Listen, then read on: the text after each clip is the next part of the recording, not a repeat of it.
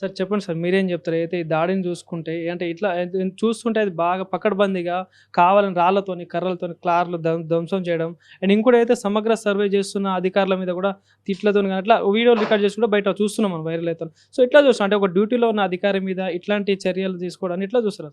మాకు అర్థమైంది మొన్న ఇన్సిడెంట్ కానీ సమగ్ర సర్వేలో జరిగే ఇన్సిడెంట్స్ కానీ మాకు అర్థమైంది ఏంటంటే ఉద్యోగుల్ని, అధ్యాపకుల్ని, ఉపాధ్యాయులని అయితే, అధికారులను అయితే రాజకీయ పార్టీలు పావుగా వాడుకోవడానికి ప్రయత్నం చేస్తున్నాయి.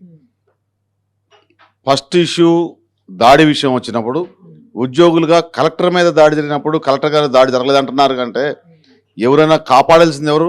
మీకేదైనా అయితే ఇప్పుడు ఇక్కడ ఎవరు కాపాడాలి? కలెక్టరే కాపాడాలి. అతనికే అయితే నాకు దాడి జరిగిందని చెప్తాడా? ఆయనకి వ్యవస్థ మీద నమ్మకం ఉంది, సిస్టమ్ మీద నమ్మకం ఉంది. ఎంక్వైరీ చేసిన తర్వాత వాటి సంగతి ఏందో తేల్చడానికి ఒక కేంద్ర స్థాయి అధికారులుగా ఆ నిర్ణయం బయటకు చెప్పకూడదు కాబట్టి చెప్పట్లేదు. క్లియర్గా మీడియాకి కానీ ఇప్పుడున్న ఏ సోకాళ్ళు అడిగే వాళ్ళకి దాడి జరిగింది లేని విజువల్స్ అర్థం కావట్లేదు. సినిమా కాదు కదా, 5 కేజీల రాళ్ళు, గడ్డపారలు, కంప, పడేసి తొక్కటాలు, ఇవన్నీ కలెక్టర్ గారు పోయింది ఏదో ల్యాండ్ ఎక్విజిషన్ ఇమీడియట్గా ల్యాండ్ హ్యాండ్ ఓవర్ చేసుకొని ఫిజికల్ పొజిషను ఫార్మా కంపెనీకి ఇవ్వడానికి పోయారా? కాదు కదా. ఫార్మా కంపెనీకి ఇవ్వాలా వద్దా అనేది అభిప్రాయ సేకరణ. దానికి అధికారి ఎవరు? కలెక్టరే. మీరు ఎవరికి చెప్పుకోవాలి? ఆయనకే చెప్పుకోవాలి. ఆయన మీద దాడి చేస్తే ఇంక మీకు రక్షణ కల్పించేది ఎవరు? మీకు కల్పించాల్సిన రక్షణ పోలీసుల మీద కూడా దాడి చేశారు, అధికారుల మీద చేశారు. ఇది మేము తీవ్రంగా ఖండిస్తున్నాం. పౌర సమాజం, తెలంగాణ పౌర సమాజం మొత్తం కూడా, అన్ని రాజకీయ పార్టీలు, ఉద్యమ సంఘాలు, ఈ సామాజిక సంఘాలు అందరూ కూడా దీనికి వాళ్ళకి బాధ్యత ఉంది. దీన్ని ఇదే జరిగితే ఉద్యోగులుగా మేము ఇళ్లలోనే ఉంటాం, మాకేం ఇబ్బంది లేదు. ఆఫీసులో కూర్చొని మా జీతం మాకు వస్తుంది. 25 సంవత్సరాలు కష్టపడి సెలక్షన్ కొట్టి ఉద్యోగాలకు వచ్చాం. మేము రిస్క్ తీసుకొని మీ గ్రామాల్లోకి వస్తున్నాం. 5 తర్వాత కూడా మేము ఇళ్ళకి వస్తున్నాం, కాలనీలకు వస్తున్నాం, చీకట్లో వస్తున్నాం, పగులు వస్తున్నాం, వర్షంలో కూడా వస్తున్నాం. అది మీరు అర్థం చేసుకోవాలి. రైతుల ముసుగులో, అమాయకులైన ప్రజల ముసుగులో, మేము షెడ్యూల్ క్యాస్ట్ ఉన్నాం, షెడ్యూల్ ట్రైబ్ ఉన్నాం, వాళ్ళ ముసుగులో, ఇవన్నీ కూడా మాకు క్లియర్గా అర్థమైంది. ఇందులో రాజకీయ కుట్ర కోణం ఉంది, దాన్ని ఛేదించాల్సిందే. భౌతిక దాడులు చేసిన వాళ్ళతో పాటుగా దాని అనుకున్న కుట్రదారుల్ని ఇమీడియట్గా శిక్షించాలి. వాటితో పాటుగా ఈ కులగణన విషయంలో అది కావాలని అందరూ సమాజం మొత్తం డిమాండ్ చేస్తేనే ప్రభుత్వం చేస్తుంది. ప్రభుత్వం తీసుకున్న నిర్ణయానికి మేము చేయాలి.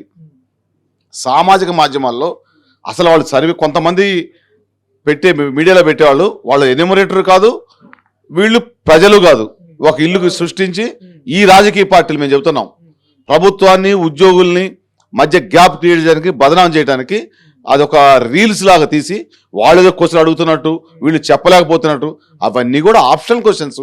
ఇష్టమైతే చెప్పొచ్చు, లేకుంటే లేదు, బలవంతం లేదు కదా. దానికి రీల్స్ చేసాం, మాకు ఇబ్బంది లేదు సర్వే చేయడానికి, చెప్పే ప్రజలకు ఇబ్బంది లేదు, మధ్యలో మీకేం వచ్చింది? ఇవన్నీ కూడా ఒక పద్ధతి ప్రకారం తెలంగాణలో లేని సంస్కృతిని కొత్తగా కొన్ని గ్రూపులు చేయడానికి, క్రియేట్ చేయడానికి ప్రయత్నం చేస్తున్నాయి. గౌరవ ముఖ్యమంత్రి గారికి, మంత్రివర్యులకి, ప్రభుత్వానికి కూడా మేము విన్నవించేది సంఘాల నుంచి 10 లక్షల ఉద్యోగాల తరఫున ఈ కుట్ర కోణాన్ని, ఇటువంటి సోషల్ మీడియాలో పెట్టే నకిలీ రీల్స్ని కానీ ఇట్లాంటి దాడులను కానీ పూర్తిగా అరికట్టాల్సిందే. అరికట్టకపోతే తెలంగాణ ఎటో పోతుంది. అంటే ఒక పక్క ప్రతిపక్షాలు కూడా ఎంత ప్రభుత్వం వైఫల్యమే, ఇంటెలిజెన్స్ ఎందుకు వాడుకోలేదంటే ఇది ఇంటెలిజెన్స్ వైఫల్యం అని ఒక ప్రతిపక్షాలు అంటారు. సో ఇది ఎంతవరకు వాస్తవం ఉంటుంది? అక్కడ ఇంటెలిజెన్స్ వైఫల్యం అని ఇష్టం వచ్చినట్టు మాట్లాడుతున్నారు. వైఫల్యమే ఇంటెలిజెన్స్ వైఫల్యం అంటే అసాంఘిక శక్తులు రాళ్ళు ఏమైనా, వాళ్ళని తయారు చేసిన వాళ్ళు ఏమనాలి? ఇంటెలిజెన్స్ వైఫల్యం. కలెక్టర్ గారు పోకపోతే ఊరికి 2 కిలోమీటర్లు నడిచిపోవచ్చు కదా, కలెక్టర్ గారు ఉన్న చిన్న జిల్లా పోయి మాట్లాడవచ్చు. కానీ ఇది ఒక డైలాగ్, డబుల్ మీనింగ్. ఇటు వస్తే ఇటు మాట్లాడతారు, అటు వస్తే అటు మాట్లాడతారు.